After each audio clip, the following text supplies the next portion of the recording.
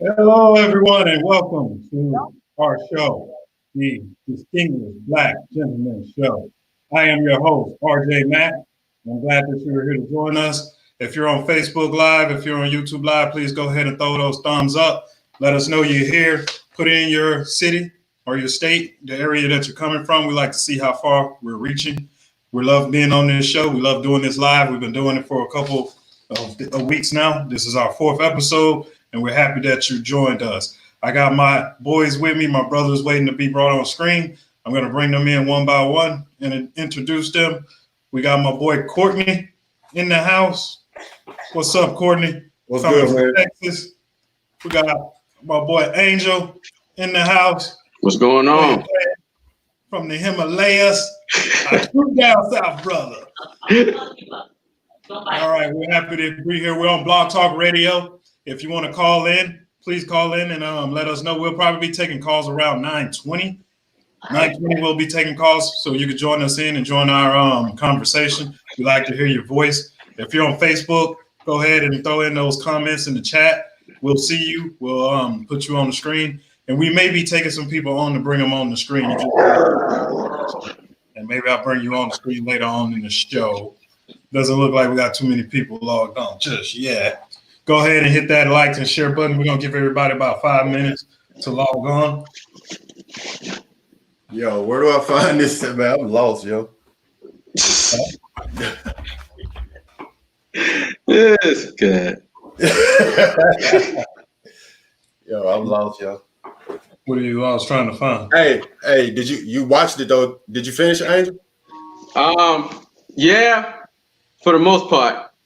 I'm gonna have to go back and rewatch it, bro. I ain't gonna lie to you. But like the first like 45 minutes, yeah, I was really into it. It was good information, even from the background notes that I had to handle some other business, and like it was some real stuff I didn't know about, man. Yeah. They were talking about the barbershops and stuff like that, man. That was deep. That's why I was like, man, I started out doing physics, then I switched over to chemistry. Yeah. And the whole time it was playing, I was like, man, I'm gonna have to watch this again. Yeah, I was on the phone with some other business partners of mine discussing another business venture that we are trying to launch. And I was just kind of catching a little bit after that first 30, 45 minutes. But man, from what they were talking about for the part that I caught, man, it was some real deep stuff that I didn't know anything about. You know, and it goes to tell you how a lot of them thought slaves were stupid, but they was picking up on everything. Yeah. You know what I'm saying? They was picking up on everything. It's crazy. You know, so. What are y'all referring to? That PBS joint boss that I think was Jason that told us about it, right? Yeah. Yeah, we're gonna bring on Jason right now. Yeah, so I started watching that today. What's going on, Jason? What's going on, Kings? How are y'all? Chilling. I'm glad you were on the show. Thank you for joining us. Like I said, if you're on Facebook Live, if you're on YouTube Live, go ahead and throw some comments in there. Let us know that you're joining us tonight. We'd love to see you. Want to throw a shout out to my homeboys and what is it called? Nothing About the Money Records. Yeah, that's what he called it. Yeah, that's what it's called.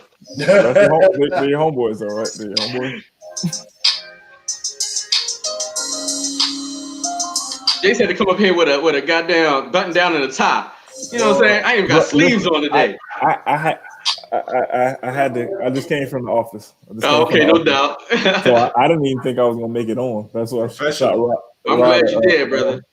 A message earlier. So yeah, I'm good though. I'm good. So it's not totally buttoned down. I got some chucks on and everything. Hey Courtney, go on my page and post something and remind people to tune in. You know, I'm in Facebook jail. I can't do it. We want to send a shout out to our boy Stonky Carter. He just got out of Facebook jail. He was only in for what, 4 days? He out ain't now. No big. I'm in for 30, baby. He already posted. He free. You better tell him put something on your books. I know. I ain't got no rum and nothing up in this mug. Hey man, I tried to get some sympathy, bro. I put up one post, man. Yeah. That is. Here, I'm gonna tag you in some posts too. We're just still waiting on people to come on. Yeah. And I really need people to come on to this one. This is a very important episode we're doing today.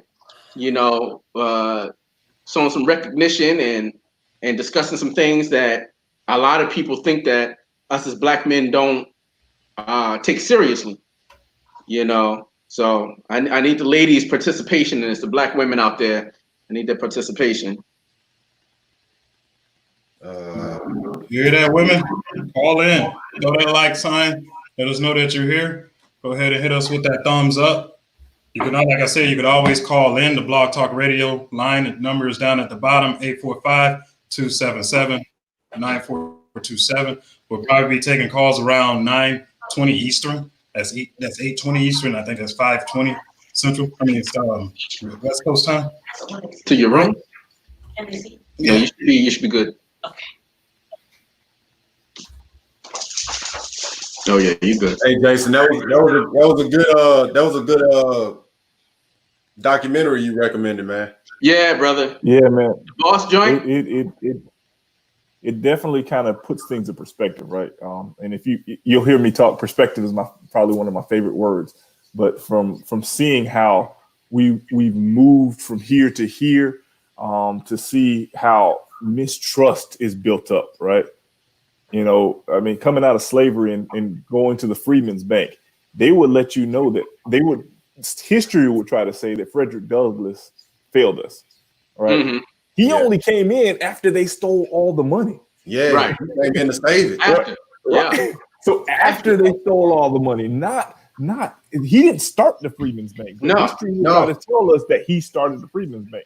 It was started by former slave owners. I actually might have to bring you in on it. So, you know, from that standpoint, just kind of seeing the struggles that we have to go around. So trying to see the struggles that we have to deal with to navigate in business and industry, you know, and we're persevering. But it was an awesome documentary.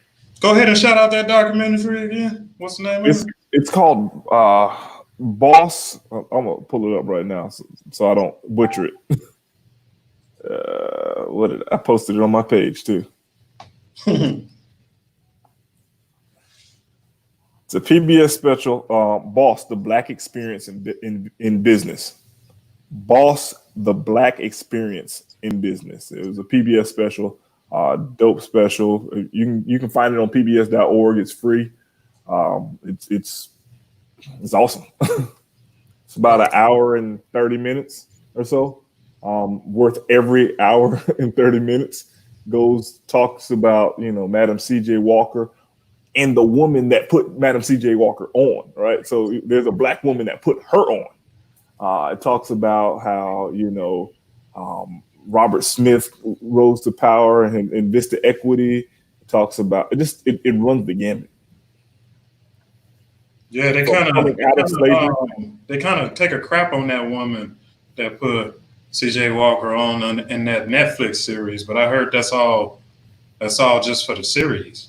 Right, but if you look at that PBS documentary, it definitely is telling a story from coming out of slavery till now. It talks about the bombings in Tulsa, Oklahoma, how there was this mass migration to Chicago because there was opportunities there. How we created Black media and to tell our stories.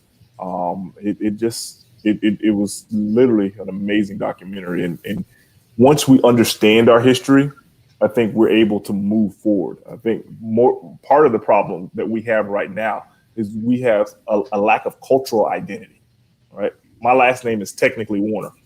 I don't know my last name because our culture was stripped from us. So when we see other groups coming to this country and they're thriving, it's because they have an understanding of who they are. My wife was born in Ethiopia. She knows her grandfather's grandfather's grandfather's grandfather down, and that's how they introduce whose child are you, right? So you know that history, you know that culture, and I think that's where the disconnect here for Black people in America is because you're so disconnected and you're fed whitewashed history. Yeah, you're right about that. You got to really grow up in one of those families that do that if you're going to be American. Absolutely, that's very important. Man, we have talked about that so many times. Mm-hmm. I didn't realize my mic was muted. He muted all of us. All right, so we got Simone. She's saying she's here. What's up, Simone? What's going on, Simone? Today. We got my boy Ken Scott in here saying, Mac, what's up, fam? I'm Mac. Yes, what's up, homie? Thank you for joining us today, Ken. Ken served with me and Stu in Hawaii. Thanks for joining us, brother. So we're going to go ahead and get things really getting up on the start. We want to thank you for joining us today. We are the Distinguished Black Gentlemen Inc. group. We started this group, just to give you a little background. We started this group. It was just a group of us brothers. We started a group chat. We talk about everything in that group chat that we possibly can. We even some of our problems. We've helped each other out so much, and we've heard so many different point of views, and we don't even argue. We fight. We don't fight. We do jank on each other, but we still get over it in the end. And we thought we'll just bring this out to you guys, bring the conversation to you and have you join in with us. And we're glad that you're here today. And so we're going to start off with our current events. We like to go over some of the events that went on throughout the week so everybody can see, just in case you had a busy week and you weren't able to see some of the updates that have went on today. So let me go ahead and bring up that slide, that beautiful bean footage. All right. So that's us. So we got a coronavirus update for you, COVID-19 update. So according to the CDC, we just wanted to bring some numbers to you, let you guys know that this ain't over with. This thing has really just gotten started. So since June 24th, which is yesterday, there's been 36,615 new total cases. There have been 34,000 new cases since then. So that's the total cases. So probably since April, it's been 34,000. There's been 121,000 total deaths. And then there's been 784 new deaths. So, and also what we are, if you've been hearing the Trump organization, Trump has stopped the National Institute of Health, cut off funding to the long-standing, well-regarded research project on to bat the coronavirus only after the White House specifically told it to do so, according to Dr. Anthony.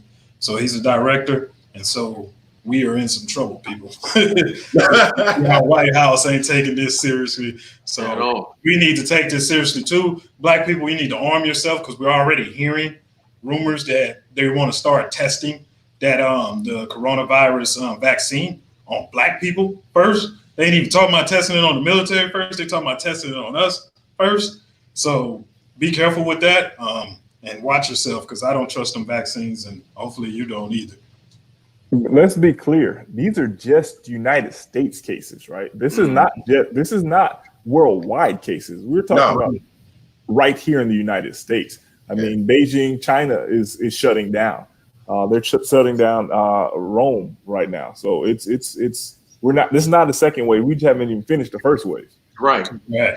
We shutting back down. Yeah, even Texas. Texas is shutting back down. Right back down. But the funny thing is, I just got an email from the superintendent from my school district talking about how the governor is saying that he intends on opening the public school system, for in-class instruction. But they're giving parents an option of whether they want to have their child in class or learning remotely. Man, it's I wouldn't send my child in that situation. I'm not. But it's detrimental because they need the interaction though. Mm-hmm. She can get some interaction. She'll be all right. She ain't going to that classroom. Nah, you can type it in, Miss Mary. Yeah. And I always thought to myself too, what if they start coming out with it mandatory that these kids take the vaccine? Right. To, go to school. I've already been told classes next semester in college are all online. Mm-hmm. So that's how it is at my school. Yeah, I already know. I'm wherever I'm going next semester. I'm not going to be on campus anywhere. I haven't been on campus in March. Mac, RJ, to your point though, think about it. You have to have a vaccine checklist to enroll your child in any school. Yeah. So it's more than likely going to be mandatory if you want to continue to attend school that you have that, because you have to have your measles, mumps, rubella, all of those shots to attend a public school. So I don't see why they won't mandate for folks to have this vaccine to go back into quote unquote general population school. Right. Yeah, I'm pretty sure that's going to come out too. So next in our news, we're going to move on. Next to in our news, I've been hearing about the noose that was found in Bubba Wallace's in his garage. Then we heard the FBI come out and say that, hey, it wasn't a noose. It was just a pull rope. You can go online and see that noose. It was a noose. It was a noose. It was no pull rope. And I think it. yeah, and then we have Marty Smith from ESPN reporting that NASCAR President Steve Phillips says NASCAR conducted a thorough sweep of all 29 tracks where they raced. 1,684 garage stalls. They found only 11 total ropes that they had pulled down, not tied into a knot, and just one noose, the one in Bubba Wallace's garage. So, yeah. What do you fellas think about that? I think the biggest thing we need to put up front, and I'm going off of the people that I've seen in my timeline that were so quick to say, oh, Bubba made this up. Bubba wasn't the one that reported it. Nah. You know what I'm saying? Bubba never seen it. He was told about it, and then he went off of that saying, you know, how he was upset and how it hurt his feelings and stuff like that. So it wasn't Bubba that created this entire fiasco or anything like that. So y'all need to, you know, keep his name out your mouth when it comes to, you know, talking about that he created it or anything like that, you know, because that was the first thing some of them, you know, paler people wanted to jump on and say that Bubba had created the whole thing. And Bubba never saw it. He was told about it. We can't even just say paler people now because they got a group of us. Yeah, you ain't lying. Dancing for them. So. I call them happens to be black. You know what I'm saying? Happens to be black. All right, so this is we know we're gonna continue to hear about this, but like we said, you just heard our opinion, and like I said, go look at that picture. That was a noose. I've never seen. Bro. I've been in plenty of motor pools. I've never seen a knot tie like that for a right. I did 15 years in the military, motor pool every weekend, and not damn one time have I seen a noose. You know what I'm saying? Yo, who was the one dude on that one post that was like, yo, I tie nooses all the time. And we were like, where? Why? What do you do? What are you doing with a noose? All right, we'll move on. So we're going to talk about DACA. So the U.S. Supreme Court in a 5-4 vote reinstated the federal government's DACA program. For those of you who are not familiar, the DACA program was created in the Obama era. It was to protect the 700,000 plus dreamers. That's what they call them, from deportation. Dreamers are the kids who were brought over here underage by parents, undocumented parents. It gives them also certain rights, like they get a social security number, they can get certain funding for school. And so Trump came in and his administration tried to get rid of it as one of their first promises. The then Attorney General Jeff Sessions what the judge ended up saying was that it wasn't enough evidence that it was unconstitutional, that Jeff Sessions just simply declared it illegal and unconstitutional. So that's pretty much why the Chief Justice John Roberts and the rest of them be ones who voted for it, brought it back. I don't know how long it's going to stand. I don't know if Trump them are just going to take it as a defeat and try to come back, but hooray for those kids. Because what I always say is those kids didn't have a choice in this matter. They were brought over here by their parents. You know, some of them have been here since they were born. They just wasn't born here in the United States. They've been here since they were babies. This is all they know.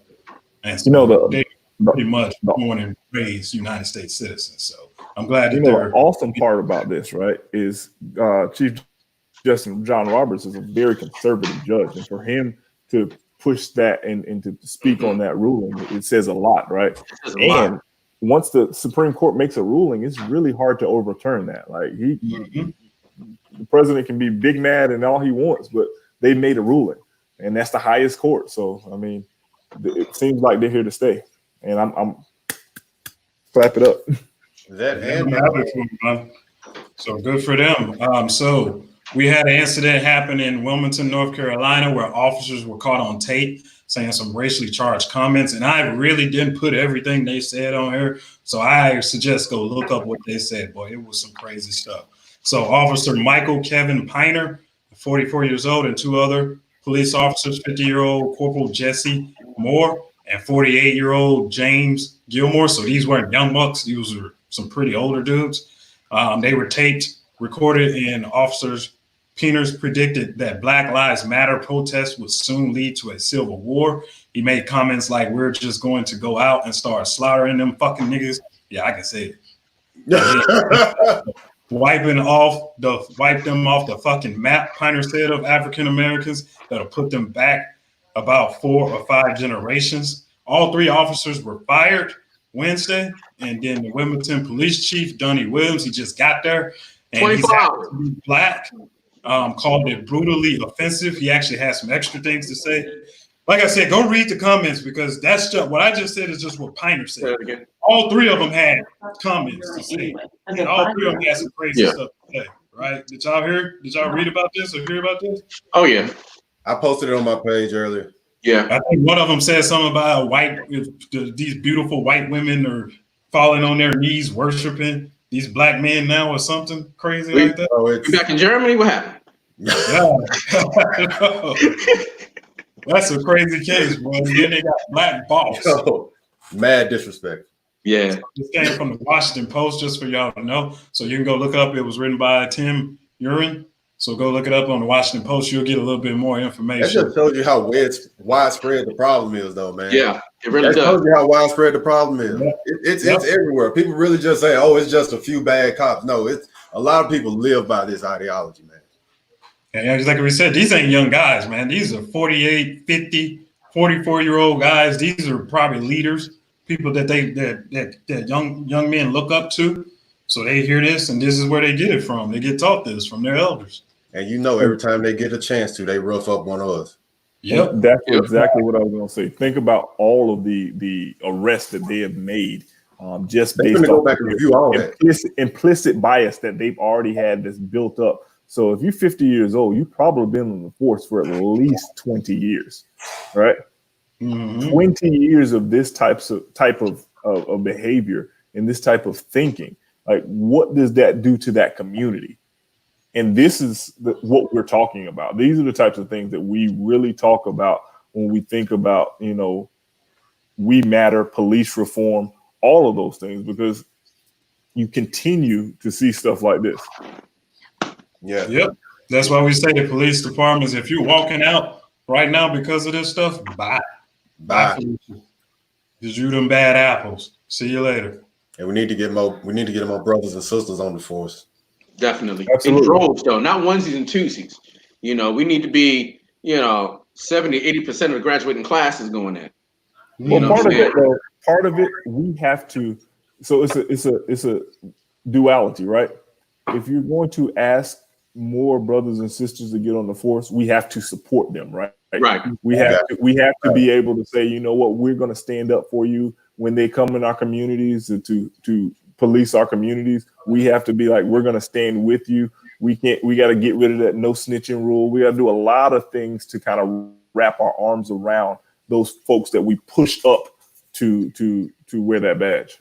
And like someone said last week, I think it was a young lady that commented, you have to actually accept responsibility for your actions. If you committed a crime and you got to get arrested and it's a brother or sister that comes arrest you, you can't give them slack for being a brother and sister and doing right. You know what I mean? Right. Absolutely. All right. So we're going to move on to our next story. This one has been floating around. So now they're starting to say, because they had a press conference earlier, so now the cops are starting to finally, after 6 weeks, suspect foul play from the disappearance of the missing Fort Hood soldier Vanessa Guillen. She's been missing since the 21st. And so then they know that she filed a sexual assault charge against someone. They haven't released the person's name. And it just so happened that she came up missing right around that time. So if you know any information, please get a hold of the authorities. If you're watching this and you know anything, please let it, because her family is going crazy. Her dad pretty much said he about to shut that whole base down. Look, can I put something out real quick? So I got a sister that is out in Fort Hood, and we're getting all the information about the unit not doing anything and not doing the proper searches and stuff like that. And from what she says, she's an NCO. From when she first turned up missing, they've been searching for her since then. The units have been out doing sweeps. The soldiers have been out there doing police calls and stuff like that through the bush, all through the post and the surrounding area, trying to find, unfortunately, maybe her remains or something like that. So I remember she put out a post on Facebook, about how people saying the Army's not doing anything or the unit's not doing anything, when in actuality, they are. She said she's been there, she's been out there, on that detail, had her soldiers up on that detail ever since the young soldier has been missing.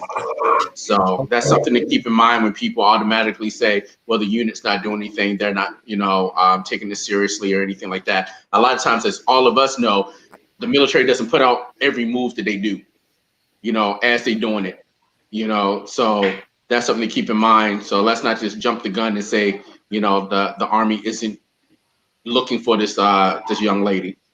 So okay, because we're really getting the information from the news. We're getting it from the journalists, and her family is under a lot of stress right now. Of course, they're looking for someone. They may be looking for someone to blame. They're just frustrated right now because they don't feel. Sometimes you don't feel like people are helping you when they actually are. And that's understandable. After the situation, you start realizing that you actually did get the help that you need, and then that's when they start thanking people. But if anybody know any information, please call the Fort Hood authorities and let them know so they can find this young lady, or at least find her remains, and so her family can bury her in peace and they can find out who actually did this. The more they find, the better it is. All right, so we wanted to give a shout out to, I saw this article. I think it's pretty cool because we all been in the military. We know how hard it can be, especially when you're in some of these specialty schools and you're the only Black person there. And on the officer side, I couldn't even imagine. I'm pretty sure it's even rougher for them. So I wanted to give a shout out to the first African-American woman in the U.S. Air Force Thunderbirds.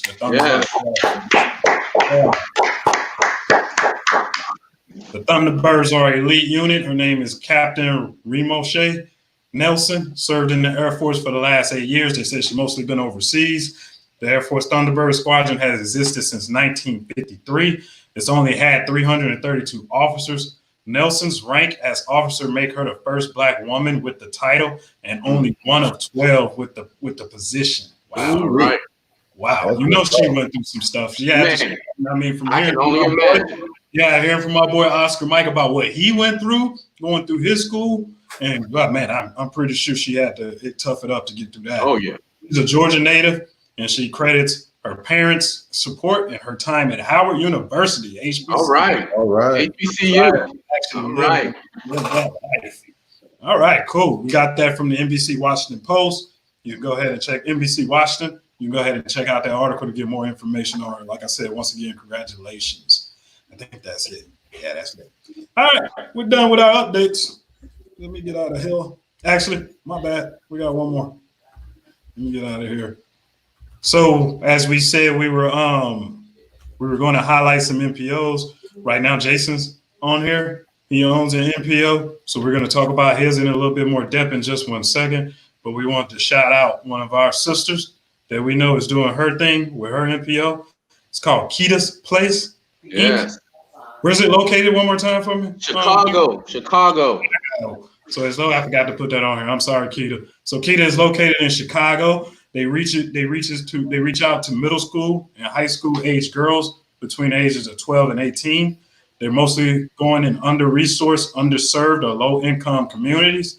They focus on providing young ladies with life skills, introduction to political science, financial literacy, women's health, culinary arts, fine arts, traveling, and community service projects. So you can reach them. You can go to their website at www.kitasplace.org, or you can go to Instagram and you would do instagram.com/kitasplace, or you can find her on Facebook through the search. Let me add one thing, brother. So Kita's Place, while it's based out of Chicago, she is planning on doing Kita's Place in your place. All right. I think I said that right, Kita. If I said that wrong, don't cut me next time I see you. So basically what she's planning on doing, eventually she's going to have at least 2 houses in every major, in every state. I'm sorry. But as for right now, she will come to your city if you get enough girls together, and she can do her mentorship program mobily. So her and some of the other sisters, and by the way, it's entirely Black owned and female ran. Okay, her board of directors all Black females. At the head of their fields in every aspect. But she'll come to your city and do a mentorship for the group of girls that you've got together for that. So right now, it's still growing. She's still building and everything like that. In Chicago, but reach out to her if you have a group of young ladies that need some mentorship, that need some guidance. Reach out to her; she'll come to you.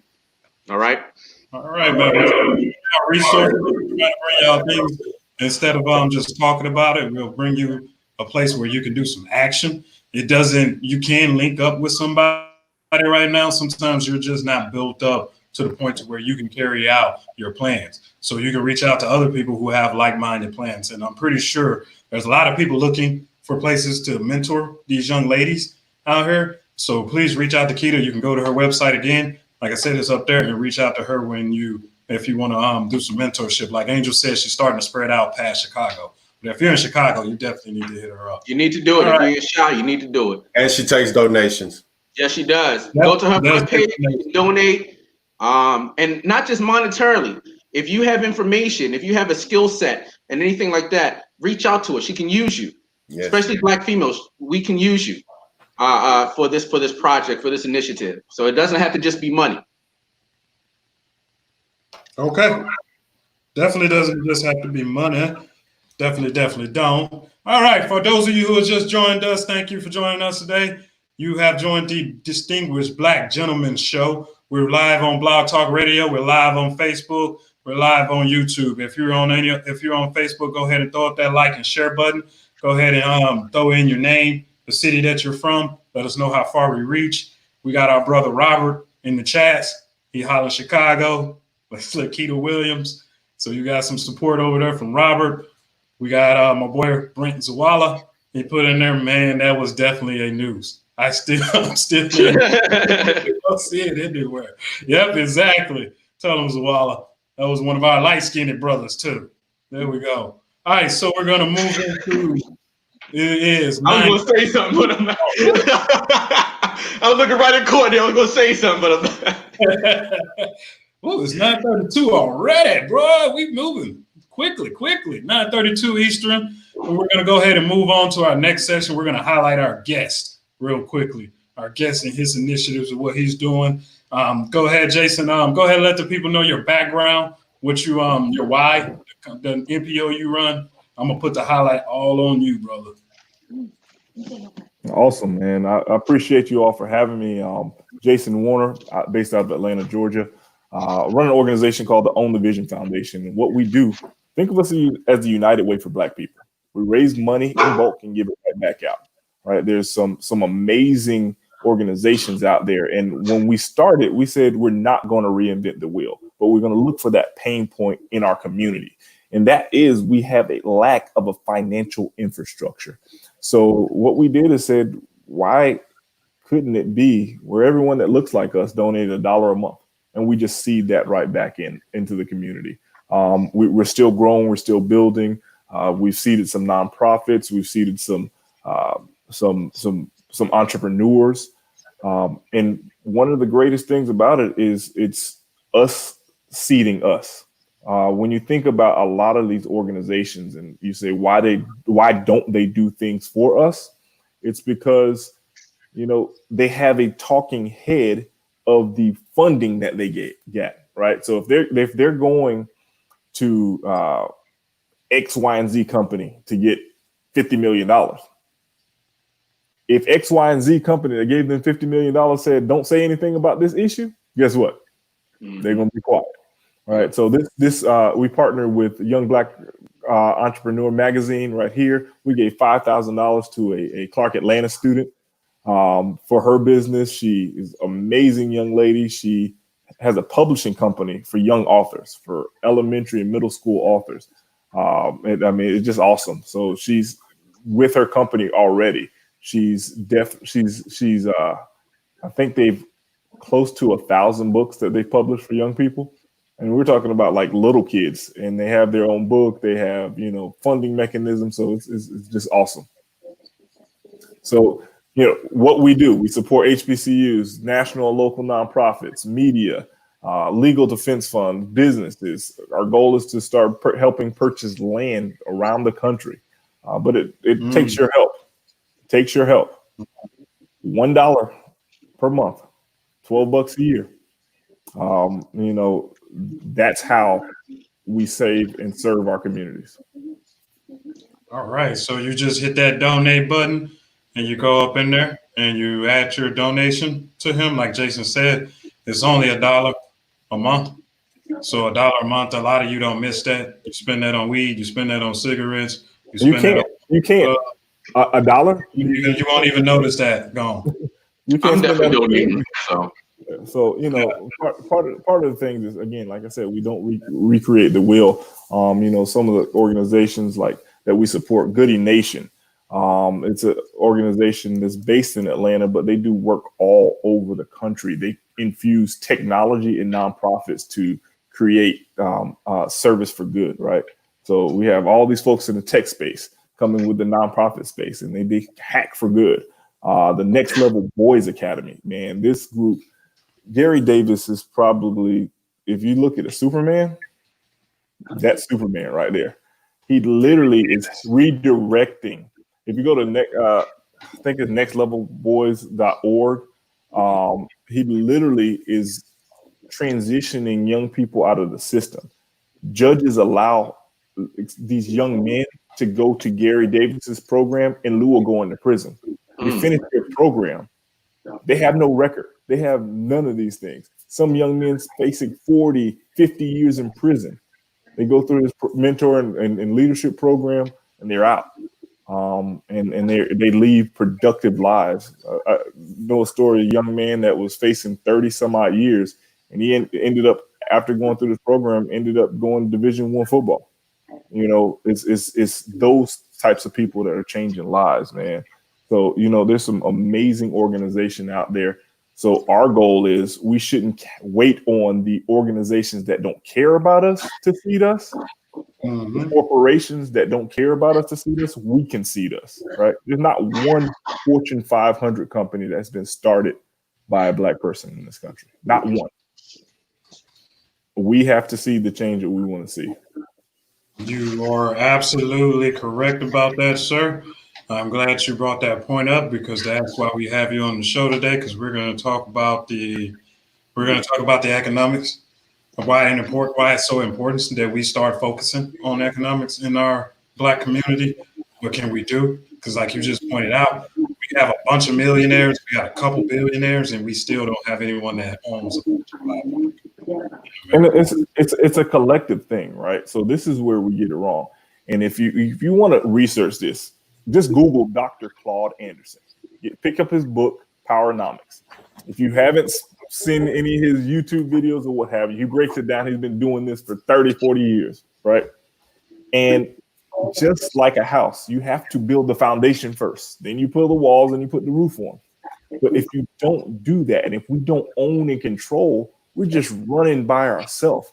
He says that racism is not about color. It's about a group of people racing together to own and control resources, right? If you do it alone, you're going to lose.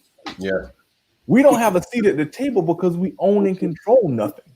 Like, you all served in the military, right? I didn't. If I came to your table and told you how to run the military and not serving, you won't feel like I have any validity in my conversation. We're coming to the table saying, oh, you need to do this for us. You need to do this. But what do we own and control to put in the table? Nothing. Nothing. So we'll never, quote unquote, matter until we have some leverage. You don't see other groups being slaughtered in the street and their lives being reduced to nothing because they own and control something. There's a Chinatown, right? What other business do you see in Chinatown? There's a Little Italy. What other businesses do you see in Little Italy? There's Saigon. What in Germantown? What other business do you see there? You don't. But go into Black neighborhoods. What do you see?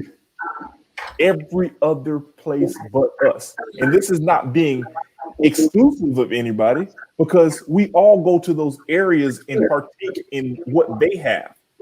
We need to start creating an area so that they can partake in what we have. Yes. And that's where we disconnect. That's where we have no leverage. One thing I want to add to that too is I listened to Dr. Claude Anderson live speak before I met him. He's a great man. He's done a lot of things. He's worked in government. He's been a Marine. He's done a lot of different things, and he's owned his own fishing place. He told us a story about him. We got to stop being scared to open up stuff for Black people, because he tried to start a market in Detroit, and he said when he went out there, he named it the Black market, and that freaked out a group of Black people. They didn't want the name Black on there. They wanted the market for everyone. So they eventually ended up turning the city council and everyone against him and pretty much not allowing him to open up the market, simply because he wanted to make it exclusively for Black people. Well, and see, and let me put some context to it. He didn't want it to be exclusively for Black people because anyone else can come in and partake in the goods and the services.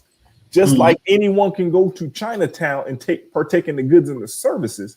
We just have to have some things that we own and we control. And unfortunately, we don't. Right? So he is trying to build some infrastructure and has been teaching this for so many years. Yes, he wanted to call the Black market, but it was a Black owned, Black run. You don't go into an Asian store and see every other person working there. It just doesn't happen. They take care of home first. What do they say when they get on the airplane?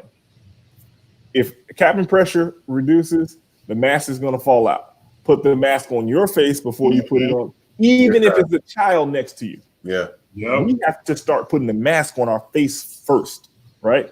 As a community, and then take care of everyone else. We've been so accustomed to taking care of and building for everyone else that we forgot to put our mask on, and we're suffocating. We have to put our mask on. But that was also something that I've noticed in that documentary, that PBS documentary. You think about them burning Tulsa and Greensboro and all them other cities. Like, they saw how prosperous those businesses and those communities were getting, and they knew that they couldn't allow Negroes to have that kind of economic power. So they stripped them of it. That stripped away thousands of families of generational income, generational revenue, profits passed down and stuff. So they're so scared. The system of oppression is so scared of us thriving because we weren't supposed to survive this. Think about this. 3 centuries plus of chattel slavery. That's 3 centuries. Then you have Jim Crow, segregation, sharecropping for another 150 plus years. Right outside of New Orleans, the Whitney Plantation, they had slaves on that plantation until 1970. We weren't supposed to survive this. So when you come out after all of this, you're not allowed to read or write. You're considered 3/5 of a human. You're considered property. You're considered all tested medicine and all these types of things on you, right? When you survive this and thrive this, that's scary. That is like, where are they coming from? Where are you coming from, right? So it's like, man, you know what? You're top athletes. Like, all right? You're clearly, if we can survive this, our top performers in business and industry are Black. Yeah. Right? So that's the biggest threat to the system, because if they get some leverage, if they get a real seat at the table, will they take over? Will we have to atone for our original sin? Have you ever seen that movie Lincoln? Yeah. They're actually saying that. Yeah. In that movie, and when they're in the Congress and they're talking, they're like, what are we supposed to do? Give them a seat to this. What if they do grow to be better than us? Are they going to take revenge on us? That was an interesting part to me, because I'm pretty sure they do say that. And that's what they think. I'm in a group, right? And it's a group of black men and white men, and we have conversations on race. We have some really tough conversations. The group has been growing for about 2 years, and right after Ahmaud Arbery, one of the people in there, they said, our time is coming, and I just hope that you guys don't take up arms and try to get some get back. So there is a I wouldn't say unconscious, but a conscious fear of retribution, right? Because any faith, they talk about reaping what you sow. Oh, bro, they know they losing their stranglehold on that majority. Right. They losing their stranglehold. Angel, I muted you because you got some background noise coming in the back. But to add to that, what he was saying about they feel there's going to be some retribution or something. They should feel that, and it should be some retribution. I knew Courtney was going to react, but there should be blood for blood. Well, so even tooth for tooth. But think about it. I'm not Christian, so in my religion, we believe that shit. You know what I'm saying? So there should be some white blood spilled, but there's my militant black brother right there. I'm not even that bad. I'm not even that bad. At the end of the day, right? We are a peaceful people from Africa. If you think about how some of the kingdoms of Africa were taken over, it wasn't because we didn't have a military and we didn't do this, but African communities believed that the world is everyone and knowledge is for everyone, right? So if you look at ancient Egypt, right, when Alexander the Great and all of those folks came in, they were like, here, come learn in our universities, come learn that we had 2-story buildings with indoor plumbing thousands of years before y'all say y'all invented indoor plumbing, right? Come learn all of this. I tell everyone, my wife and I took a trip to Egypt last summer, and going into that museum to see history going down and see it for yourself, not what someone told you, you will see that real story. And then you'll also understand the whitewash story. But us as a people, historically, are peaceful and loving. So don't worry about that. Worry about this working and we making a collective decision to move in a way, because you can't try to break someone's back, have them build, and they still survive and don't think they cannot. Brother, whatever. Us being a peaceful people has gotten us in the situation we're in right now.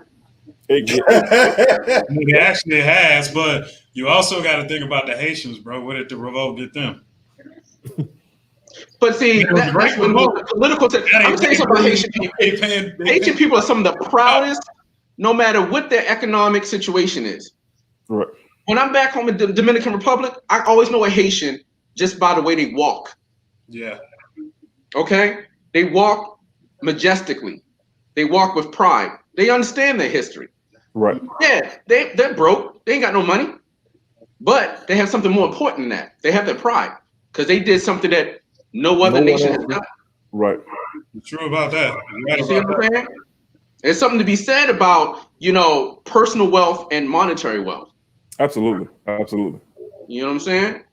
But being a peaceful people, and I agree with you, brother, we have been a peaceful people. That was in our DNA. It's our nature. Even we were warring against each other in Africa. It was for a specific reason for war, not just expansion, a specific reason for war. And when we took on the prisoners of war, not every tribe, but most of the tribes considered them part of their tribe at that point, you know?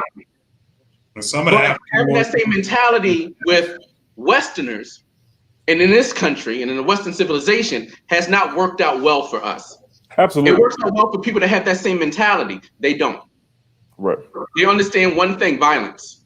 And for a long time, we've tried to, be peaceful, be understanding, and everything like that. It wasn't until now when we started burning shit down.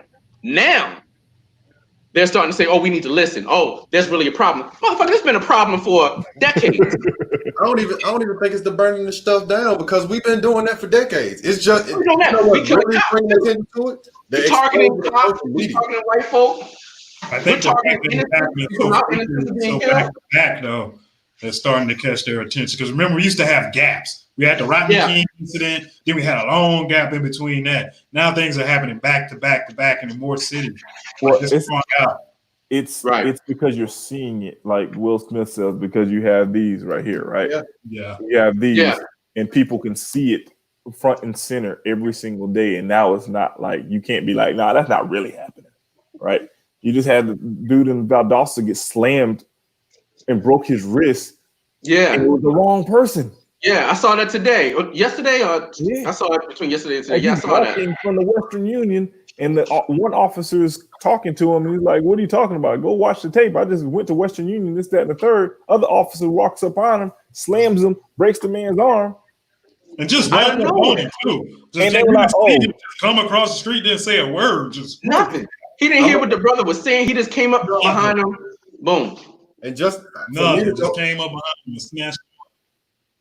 For me, I want to go back to what Angel said, because honestly, I'm not as aggressive as he is in that manner, but I agree with him. Like, I don't think this thing is going to change over in a civil way at all. Like, this is ingrained into a culture. To totally change a culture, it's going to have to be bloodshed. It's going to have to be fire. It's going to have to be a whole. They've been preparing for that bloodshed. So they want it to be a war. Not Civil War type, stuff, but it is going to get darker before it gets brighter. You know what I mean? Mm-hmm. I'll say this. And I'm saying it's not something that I want, but it's something I think is going to happen. You know, I'm living realistically. In my PR voice, I would not tell anyone to advocate violence. Oh, no. And if you read The Art of War, people move in silence. Mm-hmm. I will say, in the history of the world, the only way you stop a bully is to punch him in the mouth and make him taste his blood. Now, I'm not telling anyone on this telecast to punch anybody in the mouth and make them taste their blood. Well, listen, I'm not saying anyone on this. I don't think Distinguished Black Gentleman Inc. is advocating for anyone. No. Anybody's mouth. And do not. None of my brothers getting locked up. Go to jail. You need that money for your kids. Exactly. Absolutely. Do not give them. I would say to look at most religions around the world, you do reap what you sow. Yes. So you can take that for whatever you want. You do reap what you sow. I think it's already starting with this opioid crisis too, because I mean, I was riding down the street today and I just saw so many white people just walking around in dirty clothes. They just look like they was just like you see them all the time here in Texas, the meth heads and the opioids and all that kind of stuff. You see it a lot, man. Yeah, I think that's starting to come back on them. But one thing we do need to do before we even go to war, you need the economics. You need money before you can start any type of war. That's what a major war you need to win. Do to start, besides the NPOs and stuff like that, what can we do to start making steps to build our economics with our youngsters, right? With at least our 16 to about 25-year-olds. First things first. Get an insurance policy on your child and on yourself. Get a whole life policy that you can buy down from and start that business, right? You can use that policy as your net worth with the bank. So if you get right now, your kids, if they're under 16, you can get a $50,000 policy for like $1.50, $2 a month. Yeah. Right. So by the time, and it's a whole life policy. So by the time they 18 and it transitions to them, they have a positive net worth of $50,000. Right? Use the tools like you all did. Use the military for what it is, right? Tell your kids, if you're going to go in the officer candidacy rate path, right? Don't just go in and just say, hey, give you everything of me, and then you just give me a little bit. Take every opportunity that's there to move the dial, because other people are doing it. We just have to read the instructions. Yep. And that's one thing I try to preach to my kid. He's 17 now, and I'm trying, like, all of the missteps that I made, everything that I've learned along the years, like, he needs to know this now. Coming up at 17, about to turn 18, going into his senior year. Like, a lot of people say, oh, they got to grow up and they got to do this. No, he needs to know a lot of this stuff now, so he knows what to look out for, what to start doing, what to start learning. I got him learning credit. I got him learning how to. He just told me today he's interested in flipping real estate. I was like, what? Where did that come from? You know, you never know what a kid will think about when you start putting ideas in his head. Mm-hmm. And we got to get away from that. This is grown folks' business. Like, in our community, it's no longer grown folks' business. Right. If we don't share the knowledge and pass it, like, we shouldn't be like 25, 35, 40, finding out about credit, finding about insurance, finding out about how to buy your first home, this, that, and the third. We should say, if you're sending your kid to college, they may stay in a dorm for the first semester. After that, buy them a duplex, buy them a house, use that if they're taking student loan money to purchase something, right? Because everyone in college has to have a place to live. Yep. Bro. They rent out the rooms to their college friends. And they rent out the rooms, and you have a parental guarantor. Yep. That's their first real estate investment. I'm looking at that. Really good idea. That with the insurance policy, now you have a super positive net worth. Now you can qualify for those SBA loans. Now you can start your businesses. Because we're using the tools that they have put in front of us. Often we just don't read the instruction. We play checkers because the board looks like a checkerboard and they're playing chess. Mm-hmm. Yeah. Same board, different instructions. That's actually true. Yeah. I think Jared Kushner kind of said something like that because people got on him when he was telling people that the rich stay rich because we don't pay taxes. Mm-hmm. People were like, oh my God, you don't pay your fair share. He just gave y'all game. Yeah. He just told you exactly what you need to do to try to stay rich is avoid as many taxes as you possibly can. Read the tax code. It's there for a reason. Yeah, exactly. They make laws for two reasons. For someone to make money and to keep other people in control. If you look at the CARES Act that just passed, where folks got their stimulus check, right? In the CARES Act, there was a tax benefit for multimillionaires. Yeah. So they say more, like, we get $1,200. They're clearing $12 million in tax breaks. But it's written in the code. Read the instructions. Read the book. Don't just focus on what they tell you. Read it. How did they tell you that the pyramids were built in Egypt? By slaves, right? Yeah. They said they turned straw into brick and they built brick by brick. They would touch the pyramids, they're limestone. There were no slaves in Egypt. There were workers. They don't bury slaves in pyramids next to the pyramids. Yeah.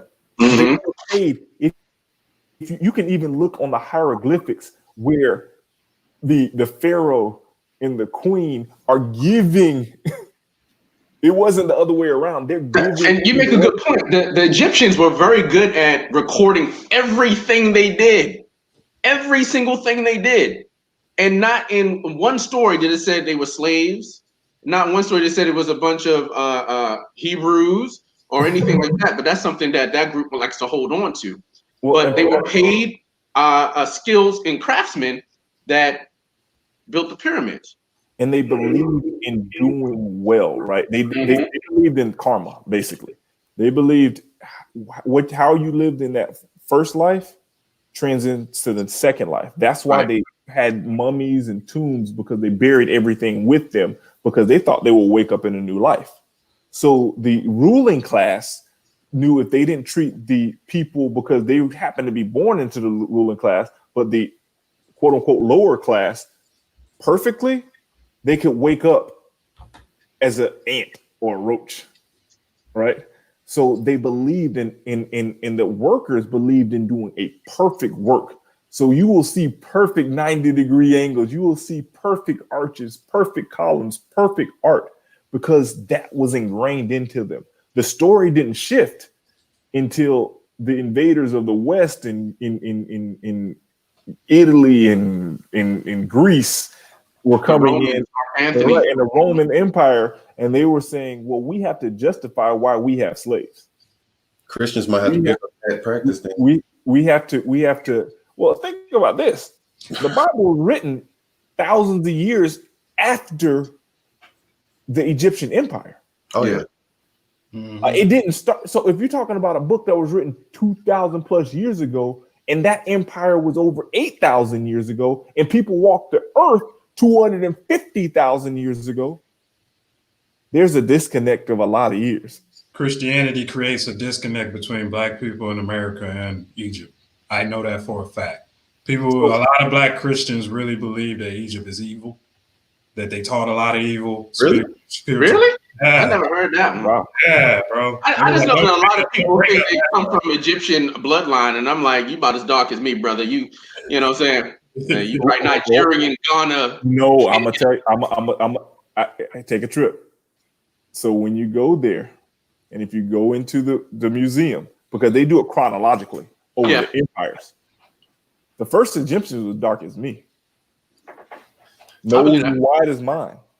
It was a group of people that were there before the Arabs came. Here you go. They started getting lighter when the Arabs and the Romans and the Greeks started inbreeding and took over and conquered the land. Right. But prior to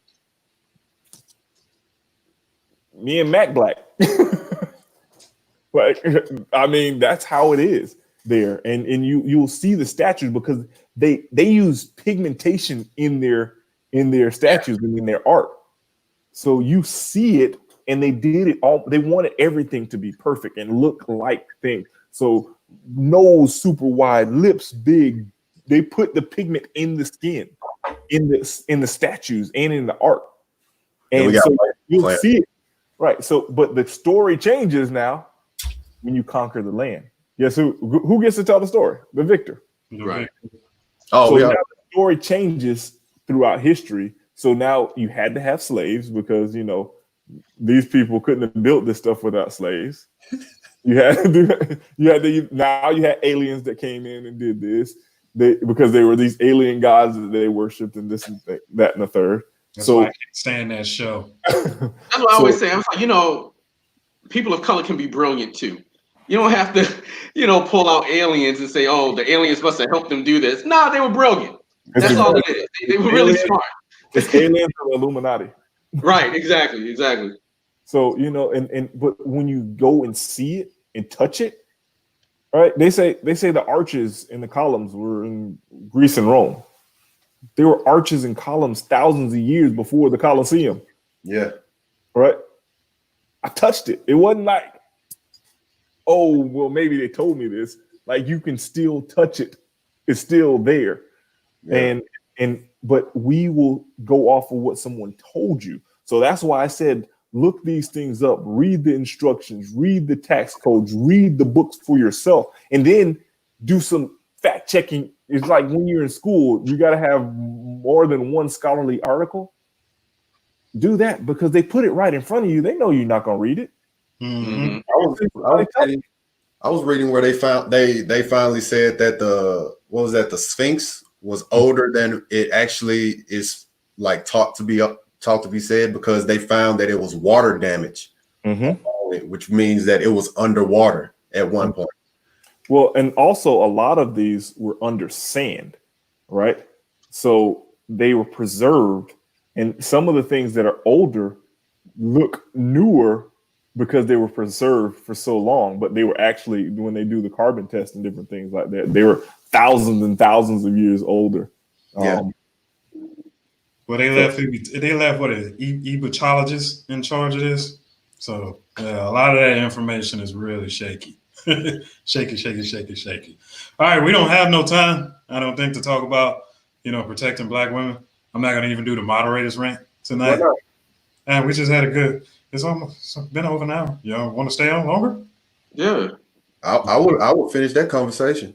All right, we got an hour left on the Blog Talk Radio, so if y'all want to stay up, I just thought y'all didn't want to stay up. All right, for the main reason why we're going to move over, after my moderator rant last week, the brothers they want to talk about that subject on women, on Black women not feeling protected by Black men. It's been talked about for a long time, but it's been really heavily talked about the last week or so. This one meme that Jason posted, I want to show y'all real quick because it kind of stoned a little bit when I read that. I was like, ooh, It's stoned. ooh, like she kind of threw a haymaker at us with this one. So this is the file right here. Let me go ahead and get it. Oh, I saw that. Sorry, I'm trying to get it more up our display for y'all. Blah, blah, blah. Where's that view? There we go. From current slide. There we go. Come on. Okay, y'all can see it though. It says Black women are honestly fighting 3 pandemics: COVID-19, police brutality, and Black men. Yeah. Ooh, what do y'all think about that, brothers? Go ahead, Angel. I want to hear from you. There's some truth to it, man. It saddens me to say it, but there's a lot of truth to it, and that's the reality of a lot of women that I know personally, or the stories from women that I come in contact with. I can tell you something. 95% of the women I know have been sexually assaulted, molested, or something like that at some point in their life. 90% of them has been by people that look like them. It's been Black men in their families, close friends of the family, people they've dated, people in college, whatever the case may be. It's a hard pill to swallow to look at yourself and say, my demographic is the problem. Personally, we are not the problem. The brothers on the panel and some of the other brothers that we know personally, yeah. But we aren't the representation of all of Black men across the board. And you know how we talk about police brutality and a silent cop is just as bad as a bad cop? Well, it's the same thing. A silent brother is just as bad as a predatory brother. If we're not checking our homies, you know, if we're not checking the brother down the street that we see him, you know, doing things with young girls or whoever, you know, we're just as bad, you know. But again, we're not the representation of like all Black men. We can only control our bubble, but we can put the information out and get other brothers to start doing it. You know, it's okay to take, you know, accountability of what some of your brothers do. It's okay. You know what I'm saying? It's okay to say, yeah, they were wrong, because a lot of them were wrong, you know. And let's be honest, it wasn't just happening to women, it was happening to us too, as young men, as kids. So I think if you put that in perspective, you know, and absorb it that way, maybe they'll have a little bit more empathy. And I think that's one thing that Black men as a whole lack, is that empathy. It's automatically a defensive thing when one of our sisters say, this is what's happening, this is what Black men are doing, this, that, and the third, and we automatically say, well, that's not every Black man. That's not me. We understand that. But I understand also that there are Black men that do that. I know some. I've talked to some. You know what I'm saying? But we never want to check our brothers. We want to check the sisters all the time. I think that's what you guys were saying in my last rant. You guys were saying I was getting a little emotional. In the back of my mind, I was thinking about those brothers and what they would probably be saying or what they were saying listening to me. You know, oh, he's simping. Oh, he's doing this and that. Ain't no simp on in my body. It's just we're telling the truth. And like you said, we all hear it. We all know it goes on. Okay, Courtney, you want to let us know your thoughts about this subject? I did a little research I was looking at a couple articles and I ran across a paper, and one was through the Institute for Women's Research. So it had that 60% of Black girls have experienced sexual abuse before the age of 18. From my experience, it's higher just from the women that I've associated with, I've talked to, we've had these conversations. It's a lot.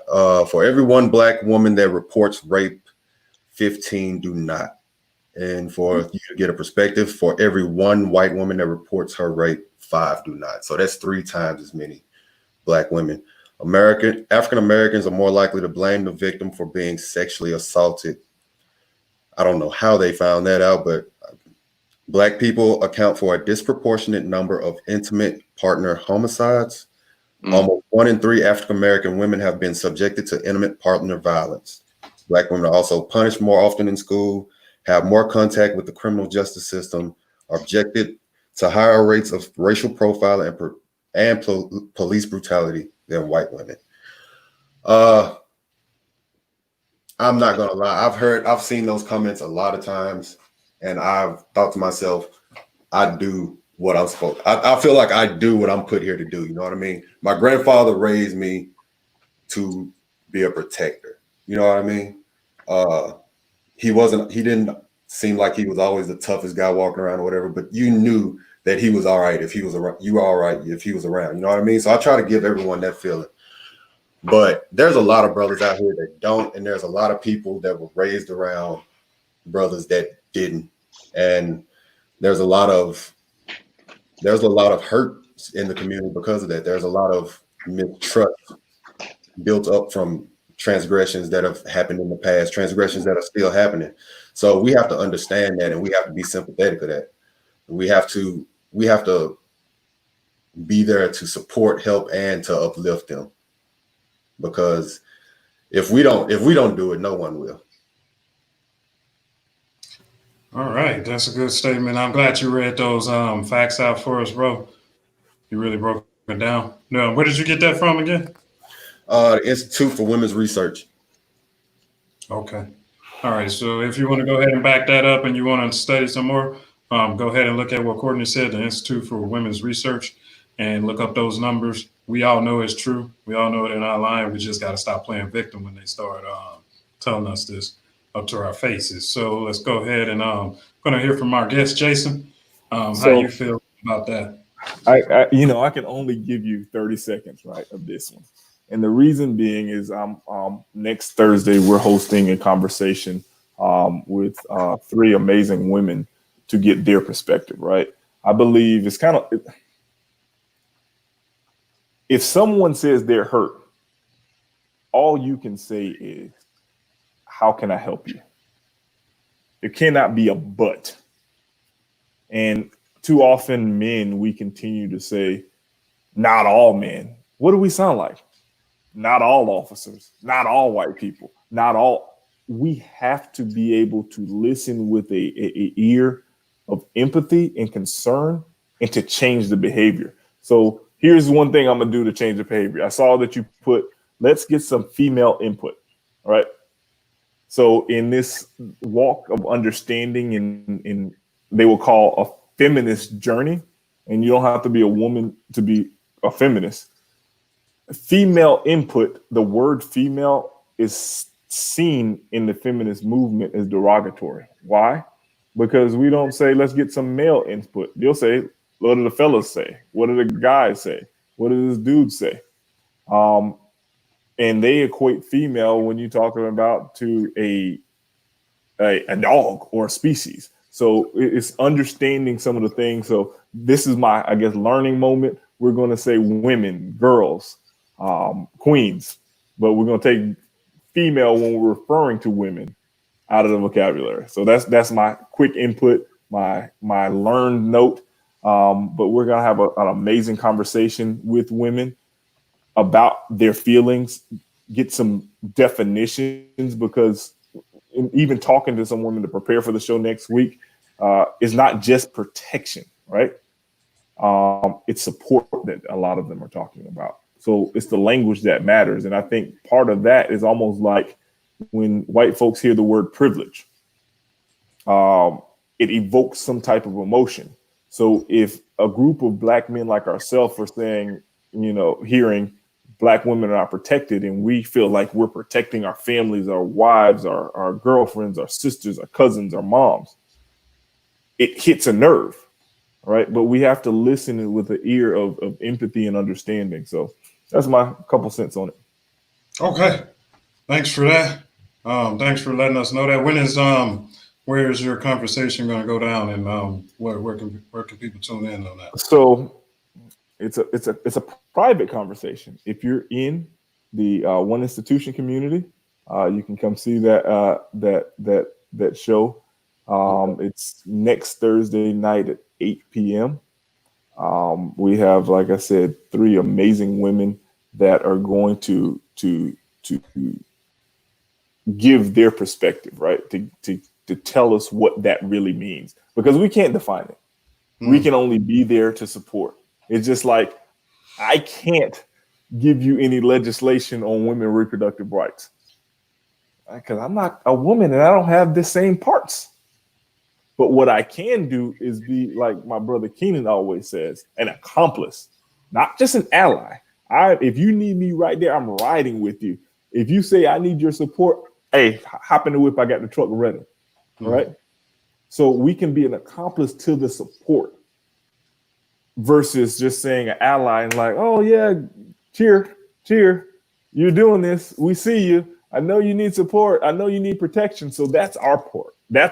Our part is to be the ally in this fight, and to listen to what is needed from us. Because if we're part of the problem, we can't be the solution. It's like white people trying to fix racism. Right? They can't tell us what we need. Yeah. We can say, hey, we're being gunned down the street. Stop doing that. Don't say, but you shouldn't have ran. Exactly. Yeah. So we can't say, but they shouldn't have X, Y, and Z. And I had that conversation with a white man, and he was talking about, I forget which of the many cases, and he said, but this shouldn't happen if it was the Rayshard Brooks if he wouldn't have run. All right. I said, so do you tell your daughter if she comes to you and say I was raped, you shouldn't have wore a skirt that day? He got real quiet. So for us as men, and we hear they don't feel protected or supported, or the black man is what they're fighting, we have to listen. Yeah. I think that's been the problem for the last ever that we've been here is we haven't been listening. And that's why we're bringing up this topic. We're not trying to tell women what to think. We're just letting you know that we hear you. We're letting you know that some of the things hurt. And that's why we probably have been so offensive, but we're starting to get out of our feelings. And we're trying to tell our other brothers to get out of their feelings and just open up their ears and start listening. What's up, Courtney?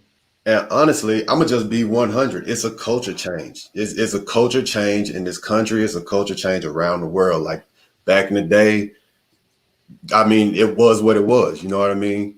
Stuff happened. Shit was what it was. It's not saying it was right, but it's a culture change. And now you realize that some of those actions are not, what do you call it? Appropriate, not right. And then if you having conversations with these women, you start learning how those actions affected them, how that changed their lives, how that changed their perception of people, how it like you have to realize that these women have lives, they have dreams, they have things that they want to aspire to, and how one interaction can change all of that. You know what I mean? So we have to be more conscious of that. So Robert said great. We're going to take Robert said great points. I think this conversation should be continued to the next episode, maybe get some of our women to chime in. So we do have feedback on they would like to support with some of the violence Brother Courtney described. It requires a delicate and appropriate approach based on their perspective. All right, so to address that, Robert, we are going to continue this conversation next week. We're going to have two of our women on here, two of our friends, because we're going to do mental health next week. And they're both in the mental health field. So we will roll over into continuing this conversation so we can hear what they have to say. And we can have a conversation with actual two black women on here, especially two professional black women. They can tell their stories and let us know what their feelings are about either what we said or what they've heard been said. They can share some of their stories about some of the things they've been through. I think it's going to be a good conversation because I know them both, and they both don't play holds bars. So they both will be very truthful with us. Okay. So just let everybody know, tune in next week. It's going to be the mental health episode. We're going to be taking calls. We're going to have, like I said, we're going to have two mental health professionals on the line. They're not going to be giving counseling sessions, but you can call in and you can touch down and ask some of their questions, ask them some questions about some things. I hope they don't want counseling sessions all over the internet. Huh? People act like they don't know, bro. I work in IT. Let me tell you something. As far as we think we done came in technology, there's some people still back there with Fred Flintstone. Absolutely. I mean, and one of the things if we talk about therapy and mental health, what we have to do is take the word "but" out of our conversation. Right? When someone says something, when you add "but" at the end, it negates what's going on, right? It negates what happened, all of that over there. So we can use an and. This is going on and this is going on. Mm-hmm. We also have to stop interjecting the opposite spectrum when someone brought up their challenges. If me and you have a problem, I can't sit up there and say, well, you remember back in 84 when we were tussling in the playground. No, you're talking about this problem right now. If our women are saying this is the challenge, don't talk about, well, you remember when you smacked your baby daddy in the face? Like, come on, man. Like, we have to be better than this. Great. Just like we don't want people to say all lives matter when we're talking about Black Lives Matter.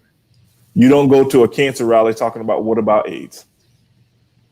Honestly, I just recommend that some brothers just actually sit down and talk to some of these sisters and just listen to their stories. You know what I mean? And just get a heartfelt understand that actions matter. And like, it doesn't even have to be your actions. It can be the actions of a friend, and you just let that shit slide. You know what I mean? Just thinking, oh, well, whatever. That shit means something. You know what I mean? Like you're letting that shit carry on. And I can say that I've done that in the past. And now that I look back on it, that's why I try to reinforce those actions even more now that I've learned about some past behaviors. You know what I mean? Yeah. We have to grow. I always think about that, man. I tell people, man, especially when they start talking about young girls, I'm like, bro, you can change that girl's whole life. That young girl whole life, you could totally change it by your actions. So you might want to chill with that. Yeah. I was watching I know we're not talking about a sister, but we was watching that what's the billionaire who just killed himself that was raping a bunch of girls? Epstein. Yeah, I was watching that Netflix story, and they were showing videos of her when she was young. She was dancing, she was happy, she was singing, and then after she met Epstein, everything just changed. She's just a wreck, just from that one run-in with him. So we do need to sit down and start talking to some of these sisters and start asking them their stories, and you'll find out why they sometimes they're the way that they are. Yeah. And I saw this amazing meme, right? And this was after like the whole R. Kelly situation.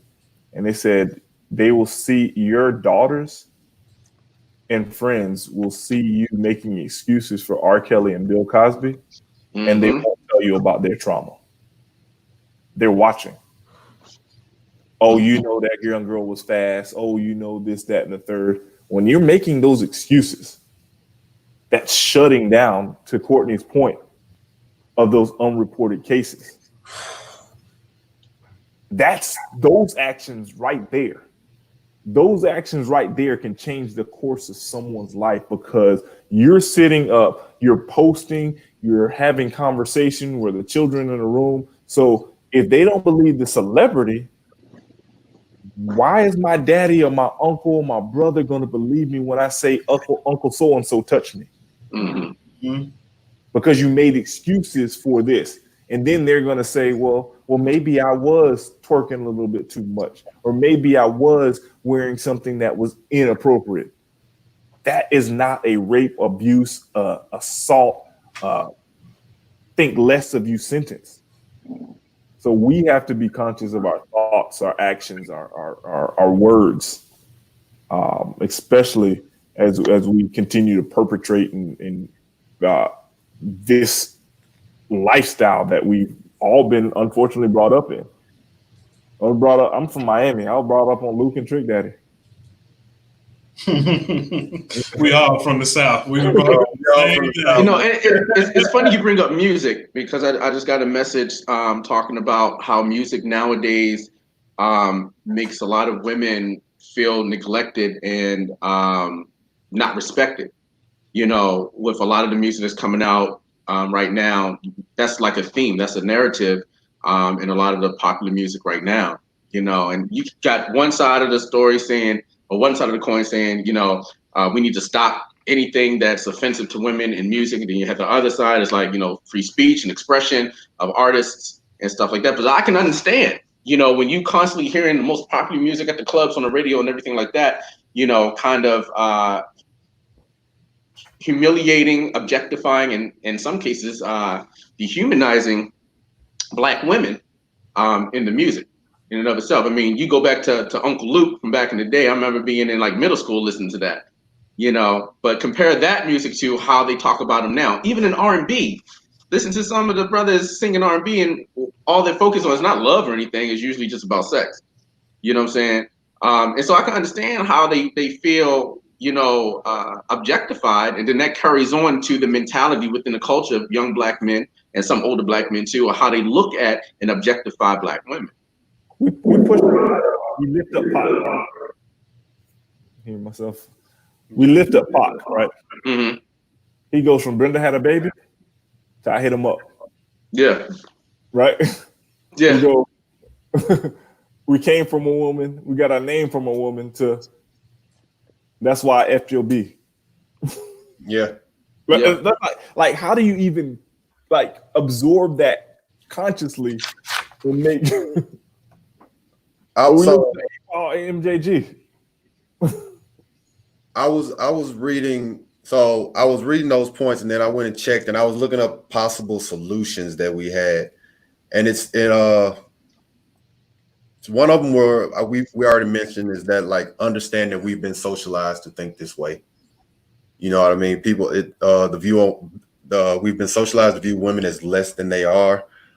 Media culture, women have less value than men, and they are also seen as property or objects. I've noticed that a lot, especially getting older and starting to, understand relationships more and more. And that's one thing I have with like monogamy, but that's another topic. Because people are viewed as property. People are viewed as I own you. You are mine. And I think that's an issue about us being raised up and then the viewing of women as property. That's a man thing. That's all across the board. Yeah. Yeah, they do. We got to stop viewing them as property and probably view them as equals. It'll probably change a lot of things. I'm definitely learned something today. I'm going to stop using the female word towards them. I can understand. Well, I understand what you were saying and where you're coming from. I don't really use it anyway.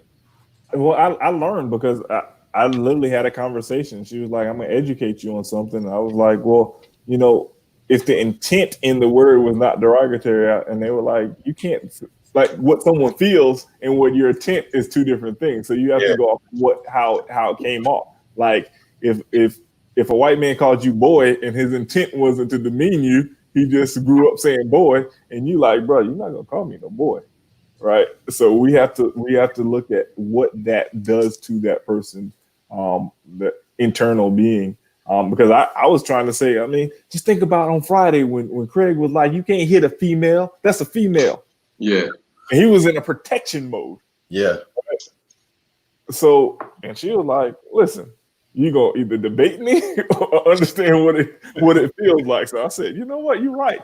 And since that day, this was about 6 years ago, every time a brother says this, I'm like, hey, bro, you got to take that out your vocabulary when speaking of women. I just recently heard that though.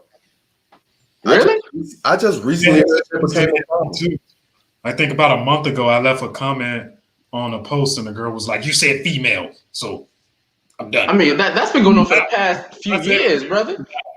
I don't know. Maybe I don't know if I use that word a lot though. But you don't use it.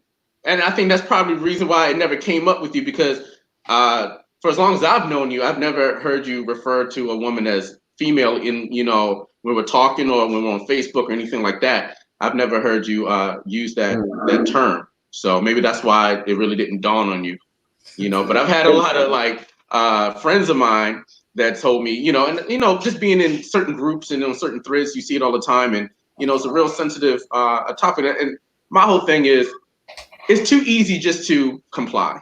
If somebody doesn't want to be called female, don't call them female. It's that easy. If they feel disrespected by it, it's that easy. It's almost like if you have a nickname or something that only your family calls you, and some people try to call you outside of that circle, or it's just a name that you don't like to be called. It's the same thing. It's too easy just not to do it. It's not killing you. It's not taking no money out of your pocket. Just don't do it. I'm not Nobody trying goes around saying male. argue with you anyway. You know what I'm saying? Yeah, it's definitely not an inconvenience. So No. You know, one of the things in doing equity work, so that's another big thing for me. I hate the word equality, but when doing equity work, and that's when I was starting to learn about the intersection of like blackness, right? So it's not just equity for all blacks, because there is so many things that black women face, black LGBTQIA plus face, that black heterosexual men face that others don't face. There's so many different intersections of what equity means to different people, and you have to be able to listen in different ears, because you know what I may be fighting for as a heterosexual black man that's married with children, a single black man without children. Oh, damn. fights for equity for a different space, right? That a black woman fights equity differently than even in a relationship. They may fight for equity differently. So there's so many different intersections, and you know, I just say this is a journey. This is a journey in growth and healing and protection and support and just, you know, building us up. But if anything, go get your insurance policy, invest in your community, support your brother, support your sister. Man, I appreciate y'all for having me on this show. Oh, yeah, we enjoyed having you on here, brother. You brought in some great points. And if you're just now listening, starting to listen to us, we're on Blog Talk Radio, Facebook Live. If you're on Facebook Live and you just joined us, please hit that like button, and throw in a comment. Let us know you're here. If anything, you could just put in your state, where you're from. If you want to join the conversation, you can definitely join it. We're coming up to the end of the show. So if you want to call in, go ahead and call in now. It's the 845-277-9427. I also want to remind you to go to Own Division, their website, and Jason's website, and hit that donate button. He's only asking for $1 a month. I'm going to do it. I think I did it before, Jason. Yeah, I did for a little while. Yeah, I'm about to jump back on there and hit you up too for $1 a month. That's nothing. Like I said, we all got habits that cost more than that. We don't even miss the money. So everybody, please go do that for us. And then remember the Kita's Place, because we're highlighting the NPOs today because we have black NPOs out there and they're actually putting in the work. You know, a lot of these major ones, they ain't putting in the work. We heard about what the Clinton Foundation doing with the money. We hear about what American Cross is doing with their money, especially to the people in Haiti and people who really need it. So we need to start supporting our black-owned NPOs. And like Angel pointed out, that doesn't have to be just monetary. You can also volunteer your time too. What's up, Courtney? No, I just wanted to tell people they need to research before they donate. Yeah. Like with those corporations, you need to research before you donate, because many of the times that money is going straight to the brass. It's not even going to the projects that they say they're working on. So people have to be cognizant of where they're putting their money, even though they think they're doing good. I think the CEO makes like $1 million a year or something. Well, I'm gonna just tell you like this. So that's slanted, right? Because most nonprofit organizations, 30% of what they bring in is for administrative purposes, right? Mm-hmm. So, you know, there have to be people. You're not gonna go work for an organization for $2, right? Because you're gonna be robbing Peter to pay Paul to make sure the organization runs. And look at the CEO of Goodwill. If he makes $1 million or she makes $1 million, right? They're bringing some type of leadership to the table that commands $1 million, because the only difference between a nonprofit and a for-profit is its tax structure. Mm-hmm. They have to be able to run like a well-organized machine. So they have a product and a service.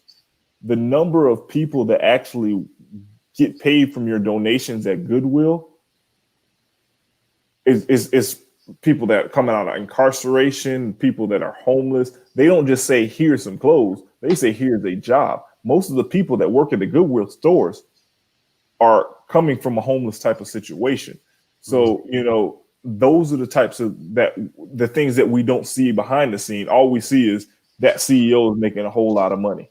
All right. But so I think it's the whole story in totality. not just, okay, they're people getting paid a lot of money. Cancer Society, the same thing. There's people that make a lot of money in that organization, but there's people in marketing, there's people in research, there's people in, accounting. So if you work for an organization, you want to get paid for your worth, nonprofit or for profit. So that's just a little caveat about that. I'm not saying it as to pay, not to pay people. I'm saying like you look up projects where they got $5 million and they built one house.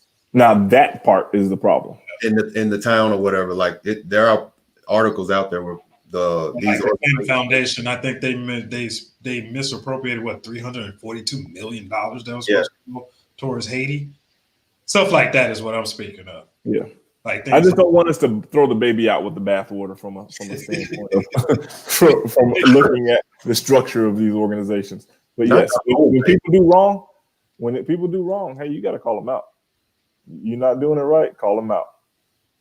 All right. Thank you so much for joining us today, though, Jason. We really Hey, I appreciate y'all. It's 10:30 on the East Coast. I got a wife and 4 children, so I'm gonna sign off. But I appreciate. We gotta link up, man. I'm right down the street. I'm in Marietta, man. So we got. Okay. Welcome to the A. I didn't know you were in Atlanta. Yeah, hey, Jason. I moved out here and I went to hibernation for the winter just to build myself. And then when I was like about to come out, then they said coronavirus. Wrong. Yo, Jason, I'm gonna reach out to you. I got a nonprofit thing I'm trying to get off the ground, so I'm gonna have to pick your brain. Absolutely. I'm here. This is what we got to do. We got to build together. And that's what we here for, people. We here to network and we're here to build together, man. Great things happen when Black men get together and we help a number of nonprofits get off the ground. So, we here to support. I don't like reinventing the wheel. If you say it's a program that's already in your city that somebody's doing, I will tell you, hey, why don't you partner with them? Because it's kind of spreading the resources. Y'all are going to be fighting for the resources versus trying to build your own. So, think about collaborating and linking up, brother. Yeah. All right. Can people that just joined on the Facebook Live go ahead and hit that like and share button, hit that love button. We've heard some great things today. Thank you so much. We're about to get out of here. I'm not going to do a moderator's rant today. Like Jay said, it's 10:37 Eastern, and I'm tired, man. I had a long day, man. Ooh, Lord. So I'm tired, too. Thank you, brothers, for joining us. Courtney, it's always a pleasure, brother. Angel, I'm so happy you decided to start joining us on a regular basis, man. I love your input, bro. We need that fire. That brother, he dressed like a revolutionary, ain't he? Man. Tell him straight out. We're gonna next week. Like I said, we're gonna have my girl Amber Couch on. We're gonna have Rachel on. They're both in the mental health industry. They're gonna be here. We're gonna talk about the mental health state of Black people in America and how it's been over the last few years. I know it's probably been hard with the coronavirus, with all these issues going on in the community. Plus, you got life issues on top of that. So you got to wake up every day and deal with your kids. You got to wake up every day and deal with the bills. You got to wake up and deal every day. Some of you taking care of your parents. Some of you taking care of your whole family. Call in. Talk to us about that. Let us know what's going on. And that way we can reach out and find some resources to help you. We're going to have some black women here to help you. And we're going to have they're going to be professionals. So please give us a call. And we're going to continue the conversation of Black women not feeling protected. And we'll have 2 Black women on here. So we'll have a good conversation going on. And we're going to be open ears to them. And we're going to hear what they got to say. All right, fellas. Like I said, thank you for joining us. We're going to call it a night. We're going to end this broadcast. Everybody that's on live, thank you for joining us. Y'all have a great night. Let's keep building, people. See y'all later.